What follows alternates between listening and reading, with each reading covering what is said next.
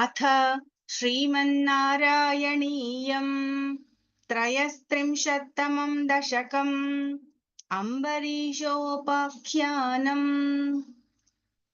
वैवस्वताख्यमनुपुत्र नभागजातनाभागनामकनरेन्द्रसुतोऽम्बरीशः सप्तानवावृतमहीदयितोऽपि रेमे त्वत्सङ्गिषु त्वयि च मग्नमना सदैव।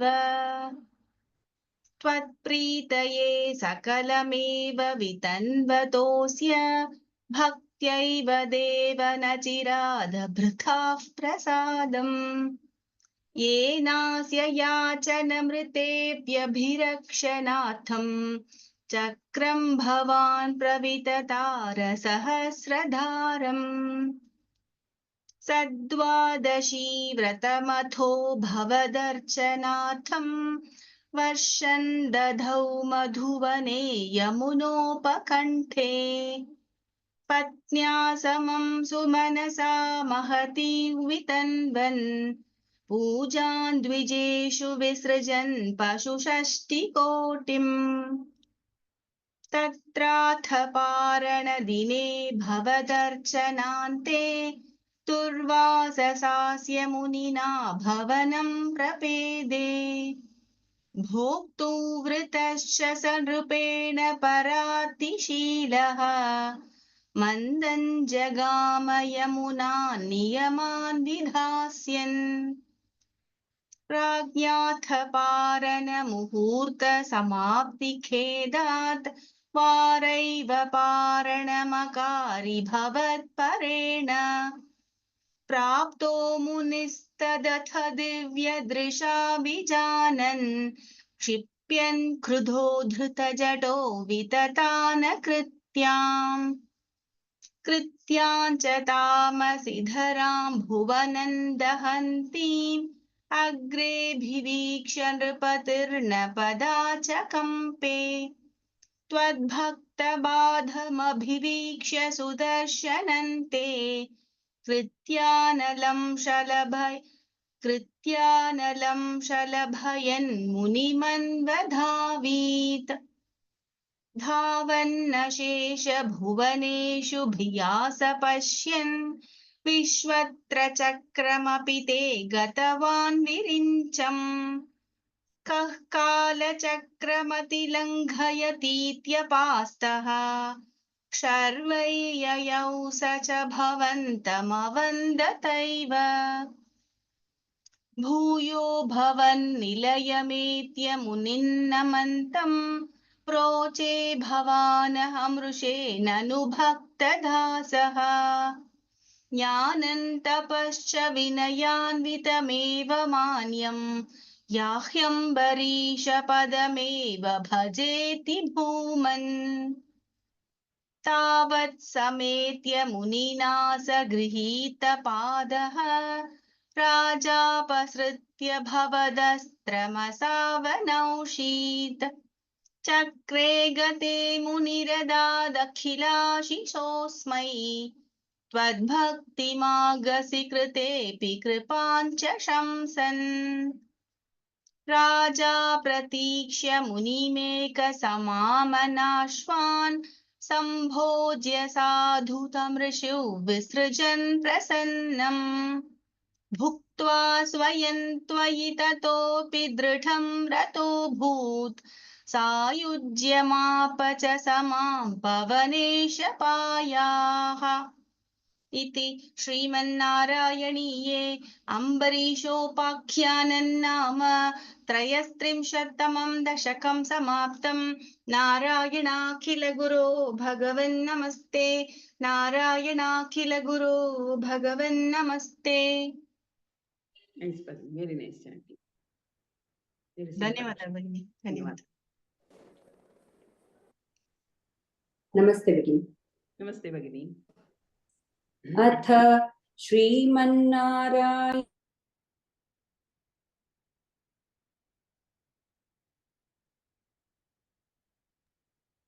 Bhagini, you are in mute.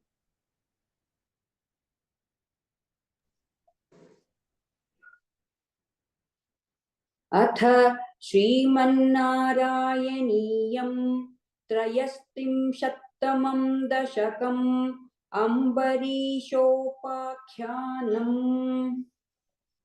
वैवस्वताख्यमनुपुत्र नभागजातनाभागनामकनरेन्द्रसुतोऽम्बरीशः सप्तार्णवावृतमहीदयितोऽपि रेमे त्वत्सङ्गिषु त्वयि च मग्नमनाः सदैव। त्वत्प्रीतये सकलमेव वितन्वतोऽस्य भक्त्यैव देव न चिरादभृताः प्रसादम्। येनास्य याचनमृतेऽप्यभिरक्षणार्थम् चक्रं भवान् प्रविततारसहस्रधारम्। सद्वादशी व्रतमथो भवदर्चनार्थं वर्षं दधौ मधुवने यमुनोपकण्ठे। पत्न्या समं सुमनसा महती वितन्वन् पूजान् द्विजेषु विसृजन् पशुषष्टिकोटिम्। तत्रार्थपारणदिने भवदर्चनान्ते दुर्वाससास्य मुनिना भवनं प्रपेदे। भोक्तुव्रतश्च स नृपेण परार्तिशीलः मन्दं जगाम यमुनान् नियमान् विधास्यन्। राज्ञाथ पारणमुहूर्तसमाप्तिखेदात् वारैव पारणमकारि भवत्परेण। प्राप्तो मुनिस्तदथ दिव्यदृशा विजानन् क्षिप्यन् क्रुधो धृतजटो विततानकृत्याम्। कृत्याञ्च तामसि धरां भुवनं दहन्तीम् अग्रेऽभिवीक्ष्य नृपतिर्नपदाच्च कम्पे। त्वद्भक्तबाधमभिवीक्ष्य सुदर्शनन्ते कृत्यानलं शलभयन् मुनिमन्वधावीत्। धावन्नशेषभुवनेषु भिया स पश्यन् विश्वत्र चक्रमपि ते गतवान् विरिञ्चम्। कः कालचक्रमतिलङ्घयतीत्यपास्तः शर्वै ययौ स च भवन्तमवन्दतैव।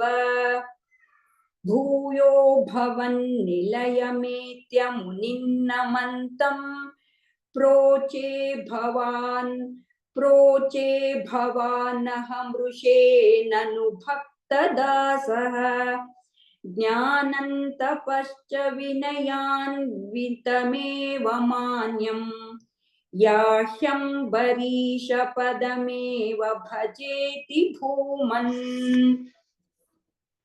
तावत्समेत्य मुनिना सगृहीतपादः राजा प्रसूत्य भवदस्त्रमधावनौषीत्। चक्रे गते मुनिरदादखिलाश्रिशोऽस्मै त्वद्भक्तिमागसि कृतेऽपि कृपाञ्च शंसन्। राजा प्रतीक्ष्य मुनिमेकसमामनाश्वान् सम्भोज्य साधु तं ऋषिं विसृजन् प्रसन्नम्। सम्भोज्य साधु तं ऋषि विसृजन् प्रसन्नम्। भुक्त्वा स्वयं त्वयि ततोऽपि दृढं रतोऽभूत्।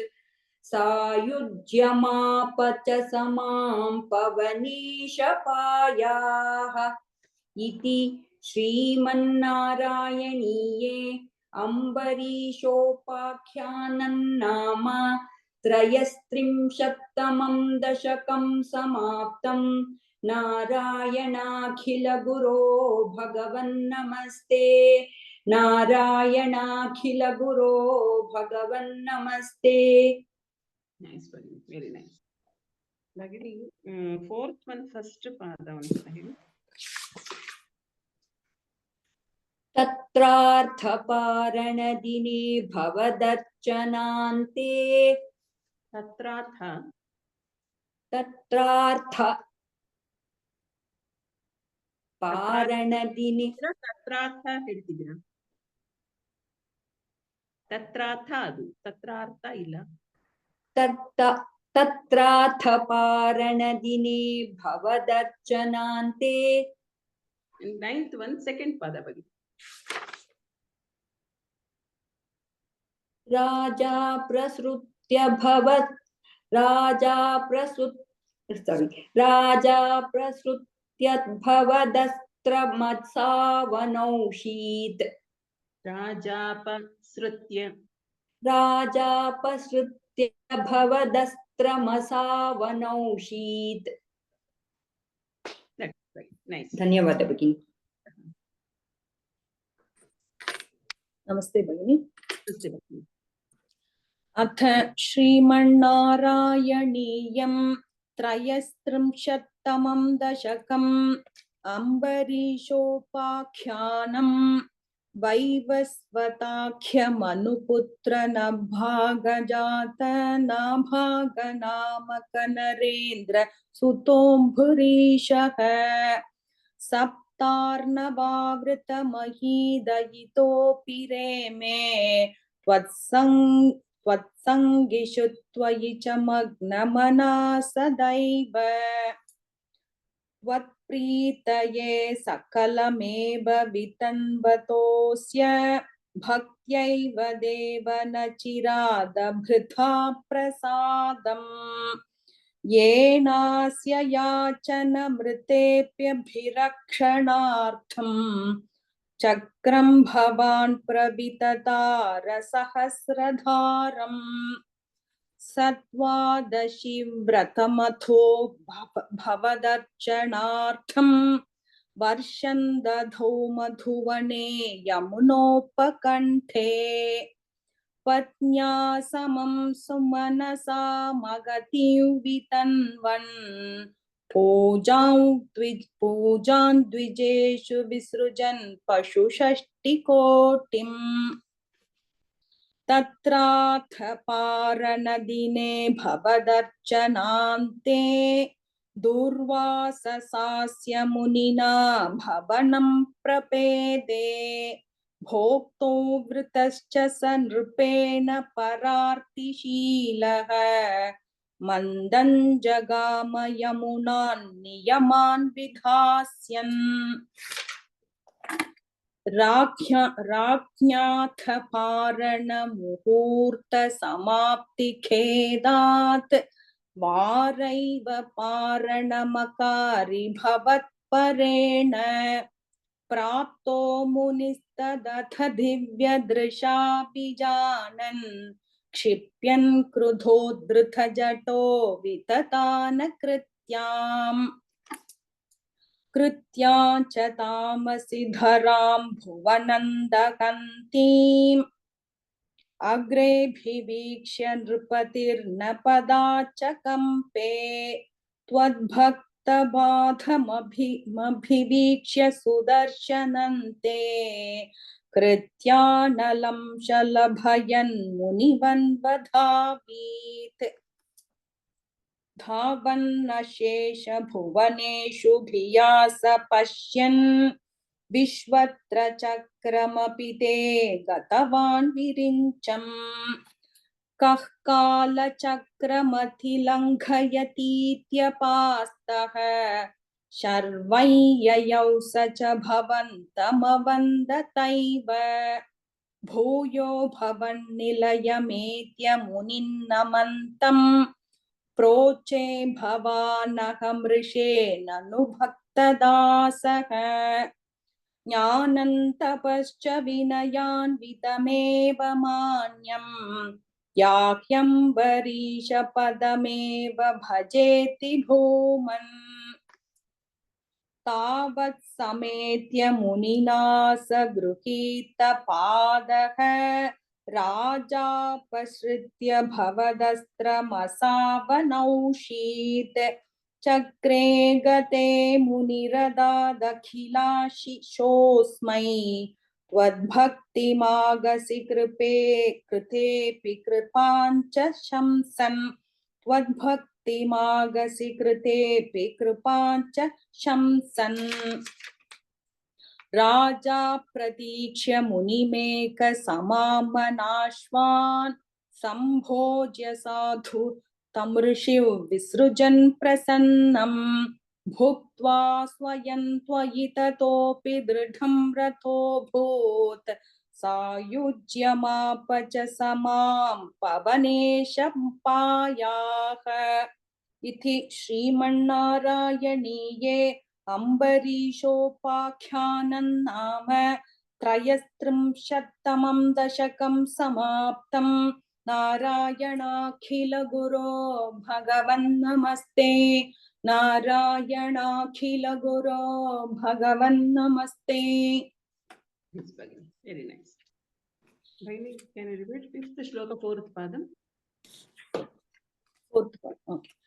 क्षिप्यन् क्रुधो धृतजटो विततान कृत्याम् Yes, now correct.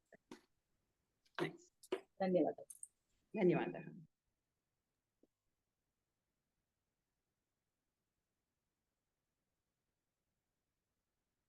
नमस्ते भगिनी। नमस्ते भगिनि. अथ श्रीमन्नारायणीयं त्रयस्त्रिंशत्तमं दशकम् अम्बरीशोपाख्यानम् वैवस्वताख्यमनुपुत्र नभागजातनाभागनामक सुतोऽम्बरीशः सप्तार्णवावृतमहीदयितोऽपि रेमे त्वत्सङ्गिषु त्वयि च मग्नमना सदैव त्वत्प्रीतये सकलमेव वितन्वतोऽस्य भक्त्यैव देव न चिरादवृथाः प्रसादम् येनास्य याचनमृतेऽप्यभिरक्षणार्थम् चक्रं भवान् प्रविततार सहस्रधारम् सद्वादशी व्रतमथो भवदर्चनार्थं वर्षं दधौ मधुवने यमुनोपकण्ठे पत्न्या समं सुमनसा महती वितन्वन् पूजां द्विजेषु विसृजन् पशुषष्टिकोटिम् तत्राथ वारणदिने भवदर्चनान्ते दूर्वाससास्य मुनिना भवनं प्रपेदे भोक्तुवृतश्च स नृपेण परार्तिशीलः मन्दं जगाम यमुना नियमान् विधास्यन् राज्ञाथ पारणमुहूर्तसमाप्तिखेदात् वारैव पारणमकारि भवत्परेण प्राप्तो मुनिस्तदथ दिव्यदृशा विजानन् क्षिप्यन् क्रुधो धृतजटो विततानकृत्याम् कृत्याञ्च तामसि धरां भुवनं दहन्तीम् अग्रेऽभिवीक्ष्यर्पतिर्न पदा च कम्पे त्वद्भक्तबाधमभिवीक्ष्य सुदर्शनन्ते कृत्यानलं शलभयन्मुनिमन्वधावीत् धावन्नशेषभुवनेषु भिया स पश्यन् विश्वत्र चक्रमपि ते गतवान् विरिञ्चम् कः कालचक्रमतिलङ्घयति व्यपास्तः चर्वय्ययौ स च भवन्तमवन्दतैव भूयो भवन्निलयमेत्य मुनिन्नमन्तम् प्रोचे भवानहमृषेणनुभक्तदासः ज्ञानन्तपश्च विनयान्वितमेव मान्यम् याह्यम्बरीशपदमेव भजेति भूमन् तावत् समेत्य मुनिना सह तावत् समेत्य मुनिना सगृहीतपादः राजा प्रसुत्य भवदस्त्रमसावनौषीत् चक्रे गते मुनिरदादखिलाशिषोऽस्मै त्वद्भक्तिमागसि कृतेऽपि कृपां च शंसन् राजा प्रतीक्ष्य मुनिमेकसमामनाश्वान् सम्भोज्य साधुतमृषु विसृजन् प्रसन्नम् भुक्त्वा स्वयं त्वयि ततोऽपि दृढं रतोऽभूत् सायुज्यमाप च स मां पवनेशपायाः इति श्रीमन्नारायणीये अम्बरीषोपाख्यानं नाम त्रयस्त्रिंशत्तमं दशकं समाप्तं नारायणाखिलगुरो भगवन्नमस्ते नारायणाखिलगुरो भगवन्नमस्ते Nice, nice chanting. There is no corrections, Bhagini. Very धन्यवादः धन्यवाद. नमस्ते भगिनी। Namaste, Bhagini. अथ श्रीमन्नारायणीयं त्रयस्त्रिंशत्तमं दशकम् अम्बरीषोपाख्यानं वैवस्वताख्यमनुपुत्र नभागजात नाभागनामक नरेन्द्रसुतोऽम्बरीषः सप्तानवावृतमही रेमे त्वत्सङ्गिषु त्वयि च मग्नमनः सदैव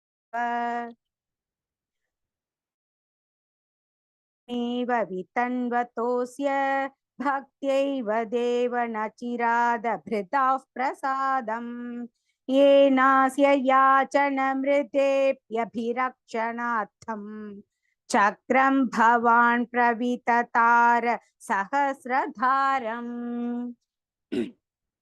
सद्वादशी व्रतमथो भवतर्चनार्थं वर्षन् दधौ मधुवने यमुनोपकण्ठे पत्न्या समं सुमनसा मगति वितन्वन् पूजान् द्विजेषु विसृजन् पशुषष्टिकोटिम् तत्राधपारणदिने भवदर्चनान्ते दुर्वाससास्य मुनिना भवनं प्रभेदे भोक्तुवृतश्च स नृपेण परार्तिशीलः मन्दं जगाम यमुनान् नियमान् विधास्यन् राज्ञाधपारणमुहूर्त समाप्तिखेदात् वारैव पारणमकारि भवत्परेण प्राप्तो मुनिस्तदथ दिव्य दृशा विजानन् क्षिप्यन् धृतजटो विततान कृत्यां क्षिप्यन् धृतजटो विततान कृत्याम् कृत्याञ्च तामसि धरां भुवनन्तहन्तीम् अग्रेऽभिवीक्ष्य नृपतिर्न पदा च कम्पे त्वद्भक्तपादमपि वीक्ष्य सुदर्शनन्ते कृत्यानलं शलभयन् मुनिमन्वधावीत् धावन्न शेषभुवनेषु भियास पश्यन् विश्वत्र चक्रमपि ते गतवान् विरिञ्चम् कः कालचक्रमधिलङ्घयतीत्यपास्तः शर्वय्ययौ स च भवन्तमवन्ततैव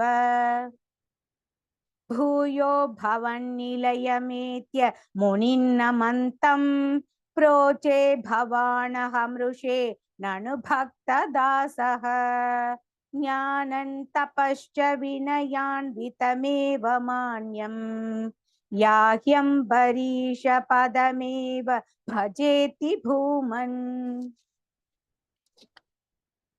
तावत् समेत्य मुनिना सगृहीतपादः राजापसृत्य भवतस्त्रमसावनौषीत् चक्रे गते मुनिरतात् अखिलाशिषोऽस्मै त्वद्भक्तिमागसि कृतेऽपि कृपाञ्च शंसन् राजा प्रदीक्ष्य मुनिमेकसमामनाश्वान् सम्भोज्य साधु तं ऋषिं विसृजन् प्रसन्नम् भुक्त्वा स्वयं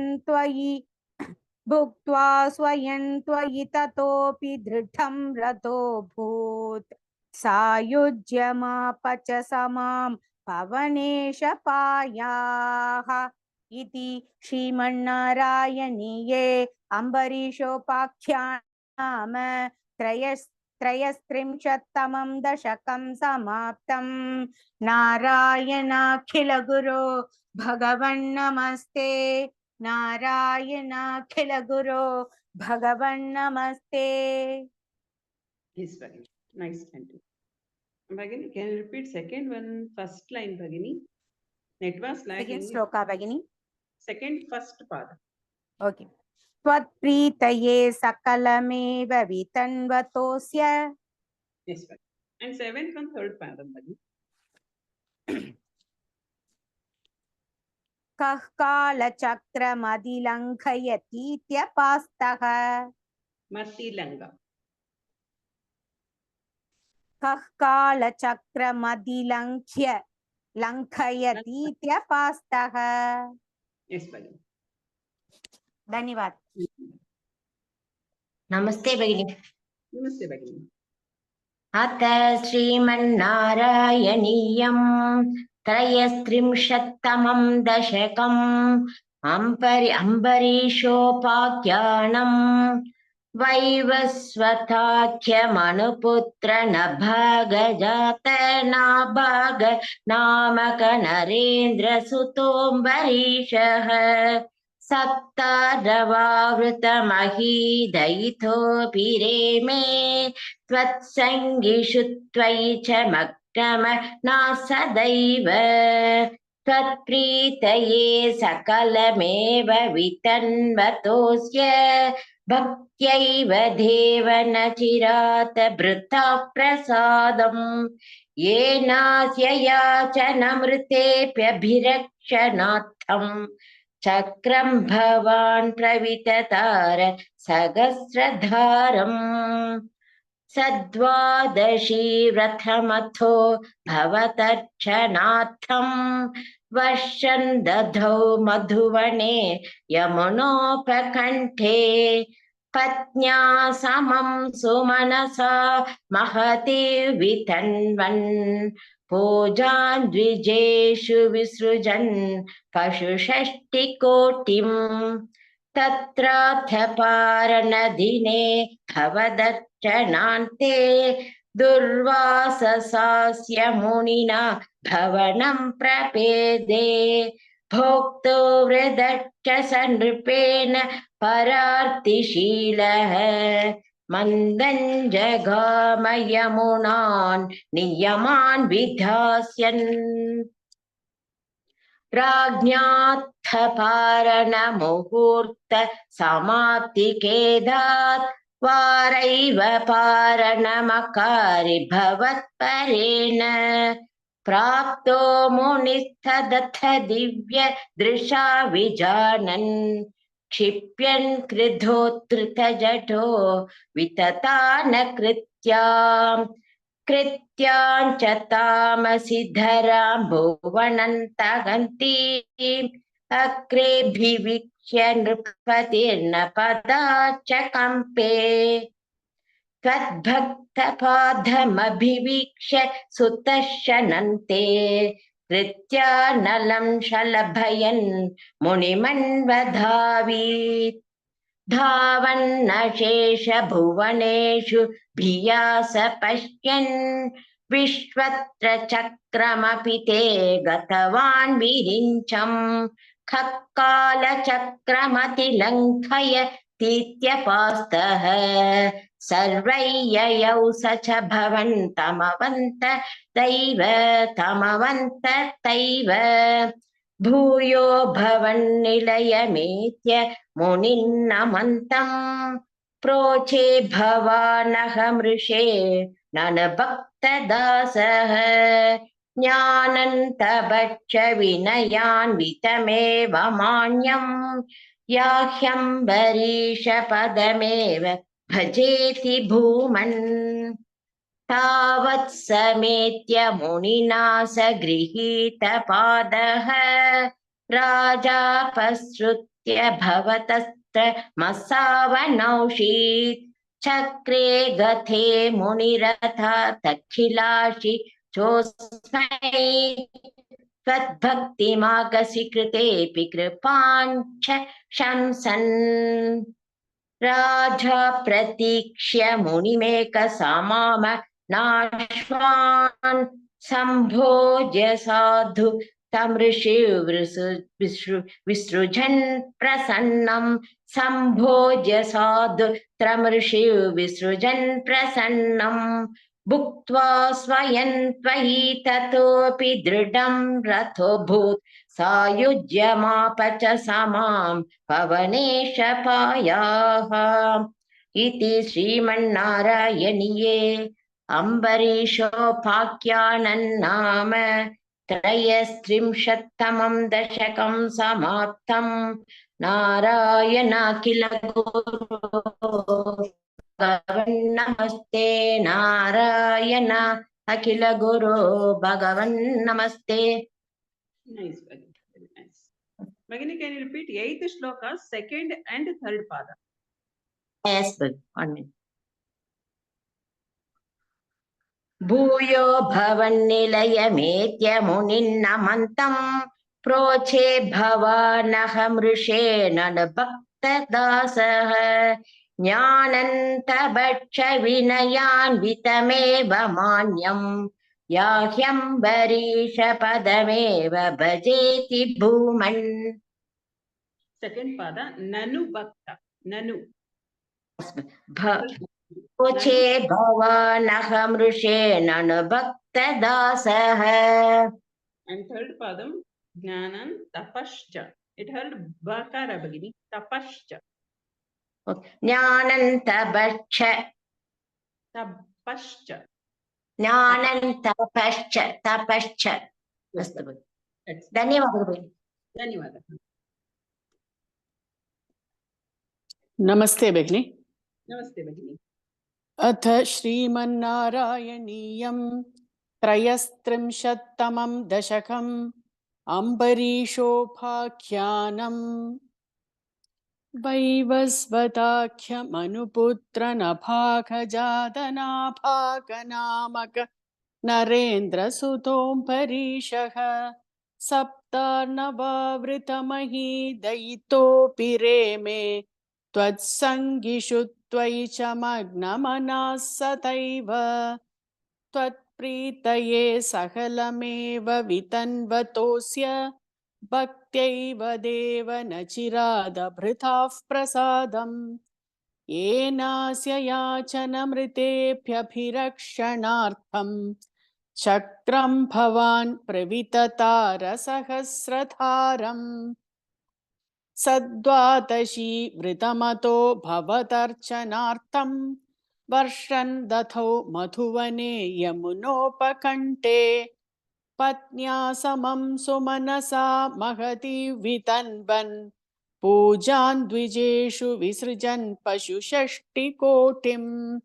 तत्राथ पारणदिने भवदर्चनान्ते दुर्वाससास्य मुनिना भवनं प्रपेदे भोक्तुवृतश्च स नृपेण परार्तिशीलः मन्दं जगाम यमुनान् नियमान् विधास्यन् राज्ञाथ पारणमुहूर्तसमाप्तिखेतात् वारैव पारणमकारि भवत्परेण प्राप्तो मुनिस्ततथ दिव्यदृशा विजानन् क्षिप्यन् कृतो धृतजटो विततान् कृत्याञ्च तामसि धरां भुवनं दहन्तीम् अग्रेऽभिवीक्ष्य नृपतिर्न पता च कम्पे त्वद्भक् सप्तभादमभिवीक्ष्य सुदर्शनन्ते कृत्यानलं शलभयन् मुनिमन्वधावीत् धावन्नशेषभुवनेषु भिया स पश्यन् विश्वत्र चक्रमपि ते गतवान् विरिञ्चम् खः कालचक्रमतिलङ्घयतीत्यपास्तः शर्वैययौ स च भवन्तमवन्तथैव भूयो भवन्निलयमेत्य मुनिन्नमन्तम् प्रोचे भवानहमृषे ननु भक्तदासः ज्ञानन्तपश्च विनयान्वितमेव मान्यम् याह्यम्बरीषपदमेव भजेति भूमन् तावत् समेत्य मुनिना स गृहीतपादः राजापसृत्य भवतस्त्रमसावनौषीत् चक्रे गदे मुनिरथादखिलाशिषोऽस्मै त्वद्भक्तिमागसि कृतेऽपि कृपाञ्च शंसन् राजा प्रतीक्ष्य मुनिमेकसमामनाश्वान् सम्भोज्य साधु तमृषिं विसृजन् प्रसन्नम् भुक्त्वा स्वयं त्वयि ततोऽपि दृढं रथोऽभूत् सायुज्यमाप च समां पवनेशपायाः इति श्रीमन्नारायणीये अम्बरीषोपाख्यानं नाम त्रयस्त्रिंशत्तमं दशकं समाप्तं नारायणाखिलगुरो भगवन्नमस्ते नारायणाखिलगुरो भगवन्नमस्ते ಧನ್ಯವಾದಗಳು ಭಗಿನಿ ಧನ್ಯವಾದः. Only third shloka, second pada bhagini, that is Kanthe Mahaprana. Ha Mahaprana bhagini. That's it. वर्षन् दधौ मधुवने यमुनोपकण्ठे Nice ಧನ್ಯವಾದಗಳು bhagini. नमस्ते भगिनी. Namaste bhagini. अथ श्रीमन्नारायणीयं त्रयस्त्रिंशत्तमं दशकम् अम्बरीषोपाख्यानं वैवस्वताख्यमनुपुत्रनभागजात नाभागनामक नरेन्द्र सुदोऽम्बरीषः सप्तार्णवावृतमहीदयितोऽपि रेमे त्वत्सङ्गिषु त्वयि च मग्नमना सदैव त्वत्प्रीतये सकलमेव वितन्वतोऽस्य भक्त्यैव देव न चिरात् भृताः प्रसादम् येनास्य याचनमृतेऽभिरक्षणार्थं चक्रं भवान् प्रविदतारसहस्रधारम् सद्वादशी व्रतमथो भवदर्चनार्थं वर्षन् तद्धो मधुवने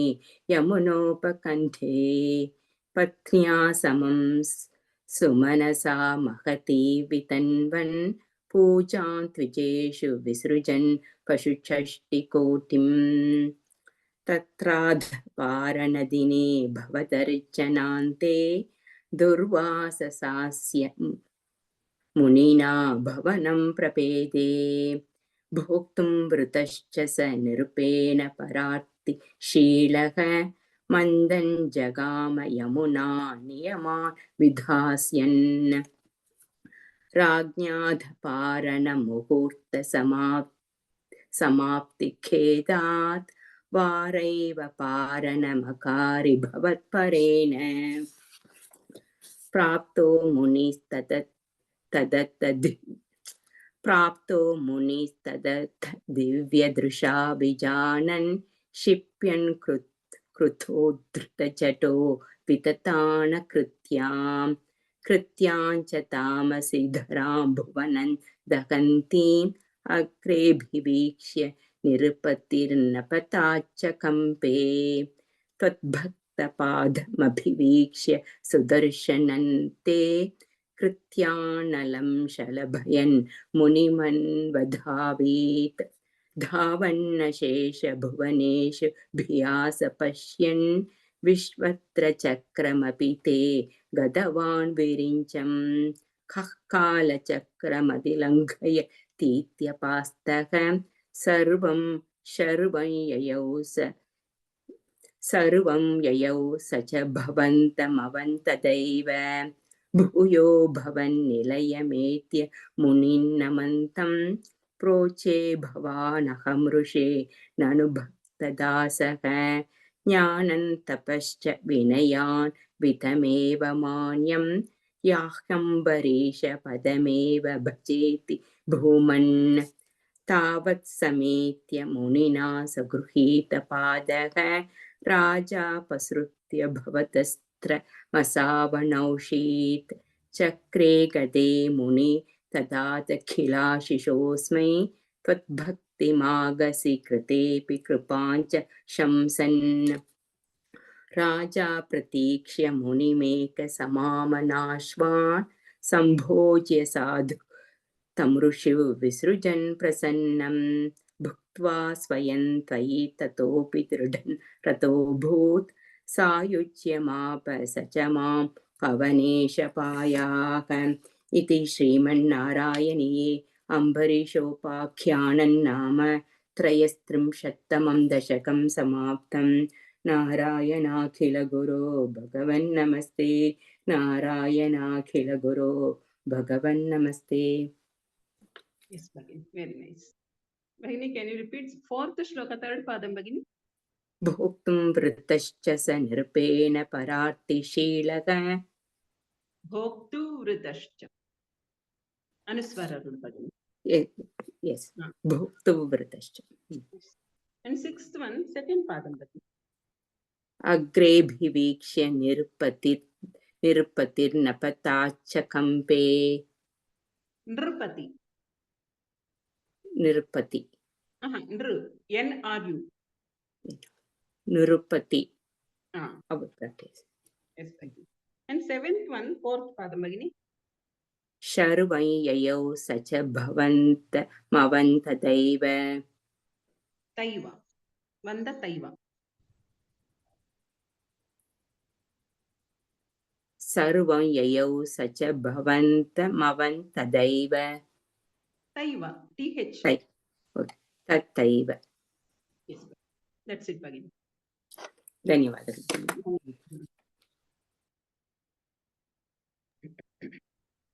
नमस्ते भगिनी। Namaste, Bhagini. अथ श्रीमन्नारायणीयं त्रयस्त्रिंशत्तमं दशकम् अम्बरीषोपाख्यानम् वैवस्वताख्यमनुपुत्र नभागजात नाभाग नामक नरेन्द्र सुतोऽम्बरीषः सप्तार्णवावृतमहीदयितोऽपि रेमे त्वत्सङ्गिषु त्वयि च मग्नमनः सदैव त्वत्प्रीतये सकलमेव विधन्वतोऽस्य भक्त्यैव देव न न चिरातपृताः प्रसादम् येनास्य याचनमृथेऽभिरक्षणार्थम् चक्रं भवान् प्रविततार सहस्रधारम् सद्वादशी व्रतमथो भवदर्चनार्थम् वर्षं ददौ मधुवने यमुनोपकण्ठे पत्न्या समं सुमनसा महती वितन्वन् पूजां द्विजेषु विसृजन् पशुषष्टिकोटिम् तत्राथ पारणदिने भवदर्चनान्ते दुर्वाससास्य मुनिना भवनं प्रभेदे भोक्तो व्रतश्च स नृपेण परार्तिशीलः मन्दं जगाम यमुना नियमान् विधास्यन् राज्ञाथ पारणमुहूर्तसमाप्तिखेदात् वारैव पारणमकारि भवत्परेण प्राप्तो मुनिस्तथ दिव्य दृशा विजानन् क्षिप्यन् कृतो धृतजडो विततान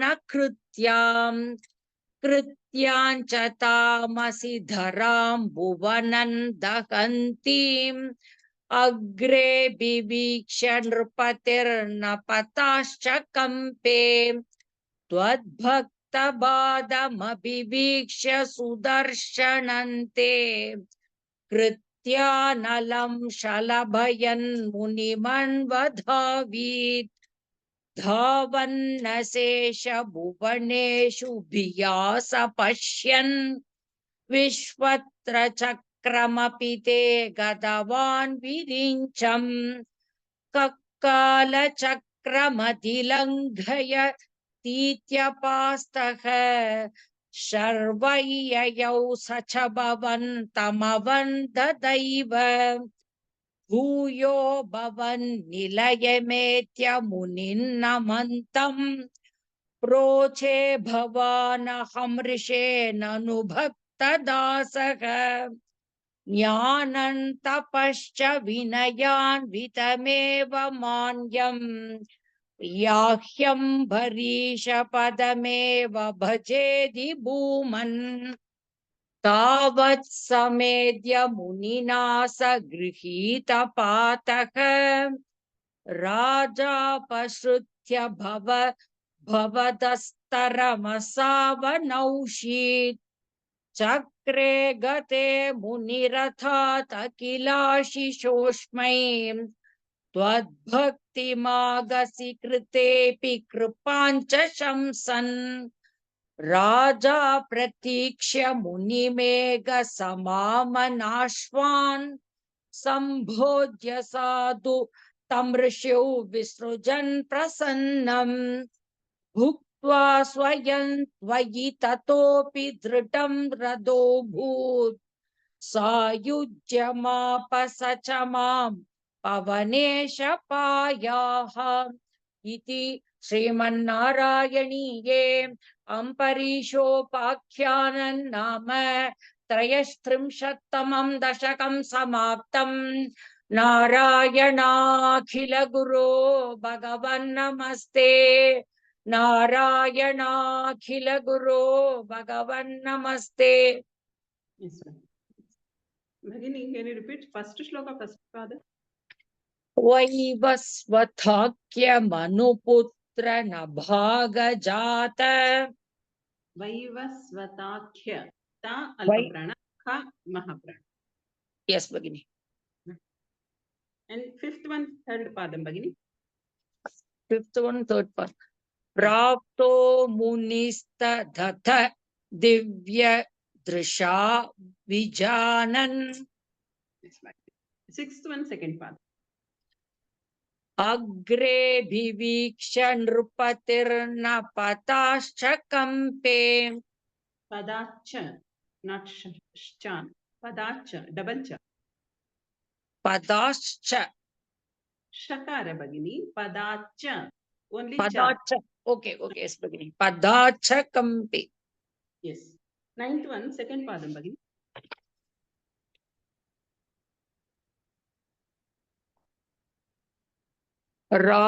राजापसृत्य भवदस्तरमसावनौषीत् Bhavadastra.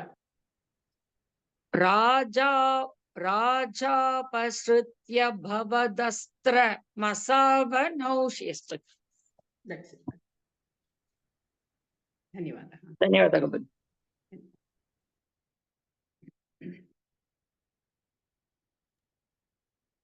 नमस्ते भगिनी अथ श्रीमन्नारायणीयं त्रयस्त्रिंशत्तमं दशकम् अम्बरीषोपाख्यानम् वैवस्वताख्यमनुपुत्रन भागजातन भागनामक नरेन्द्र सुतोऽम्बरीशग सप्तार्णवावृतमहीदयितोऽपि रेमे त्वत्सङ्गिषु त्वयि च मग्नमनः सदैव त्वत्प्रीतये सकलमेव वितन्वतोऽस्य भक्त्यैव देव न चिरादभृता प्रसादम् येनास्य याचनमृते व्यभिरक्षणार्थम् चक्रं भवान् प्रविततार सहस्रधारम् सद्वादशी व्रतमथो भवदर्चनार्थं वर्षं दधौ मधुवने यमुनोपकण्ठे पत्न्या समं सुमनसा महति वितन्वन् पूजान् द्विजेषु विसृजन् पशुषष्टिकोटिं तत्राथ पारणदिने भवदर्चनान्ते दुर्वाससास्य मुनिना भवनं प्रपेदे भोक्तव्रतस्य च नृपेण परार्तिशीलः मन्दं जगाम यमुनान् नियमान् विधास्यन् राज्ञाथ पारणमुहूर्तसमाप्तिखेदात् वारैव पारणमकारि भवत्परेण प्राप्तो मुनिस्तदथ दिव्यदृशा विजानन् क्षिप्यन् क्रुधोद्धृतजटो विततान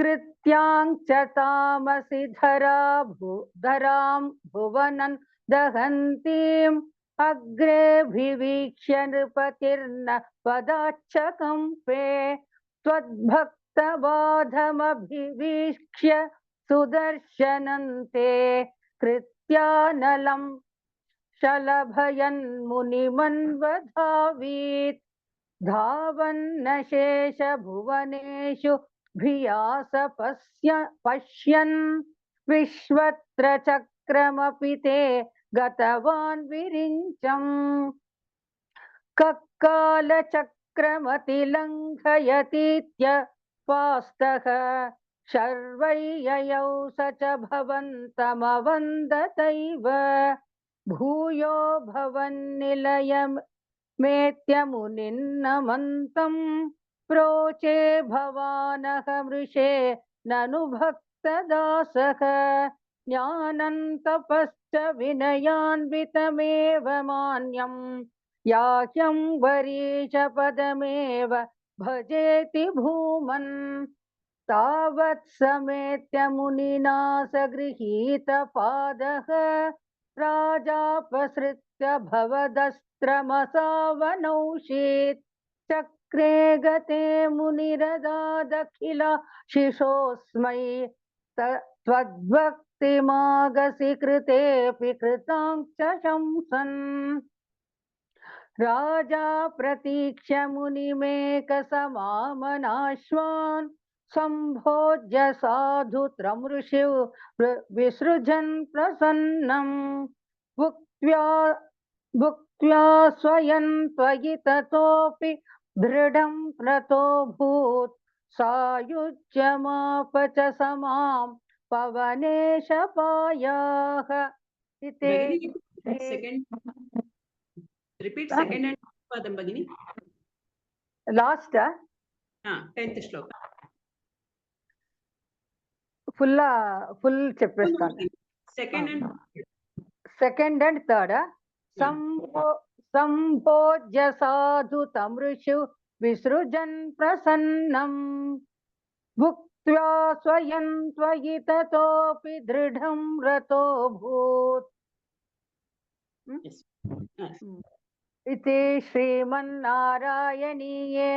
अम्बरीशोपाख्यानं नाम त्रयस्त्रिंशत्तमं दशकं समाप्तं नारायणाखिलगुरो भगवन्नमस्ते नारायणाखिलगुरो भगवन्नमस्ते Nice, Bhagini. That's it. धन्यवादः धन्यवादः.